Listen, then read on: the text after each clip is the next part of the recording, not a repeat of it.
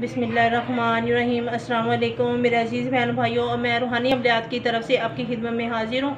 मेरी अज़ीज़ बहनों और भाइयों, मैं आज आपकी खिदमत में बहुत ही एक शानदार अमल लेकर हाजिर हुई हूँ। ये मोहब्बत के हवाले से है और प्यार में जैसे पागल करने वाला सा अमल होता है, इतनी आपसे मोहब्बत हो जाएगी जिसके लिए भी आप करेंगे। तो आते हैं वजीफ़े की तरफ। ये छोटा सा जो अमल है आपकी खिदमत में पेश कर रही हूँ। आपने 3 तस्बीह का ये अमल करना है 313 बार। 300 आपने 13 बार 3 तस्बीहें पढ़नी है। उसके बाद 13 बार आपने ये जो अमल है ये आपने जारी रखना है।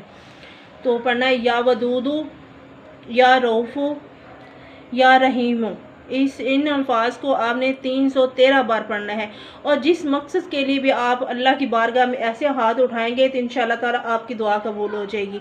तो मेरी अजीज़ बहनों और भाइयों, मेरी वीडियो अगर अच्छी लगी है तो इसको सब्सक्राइब करें, लाइक कर दें और शेयर कर दें, साथ में बेल आइकन के बटन प्रेस कर दें।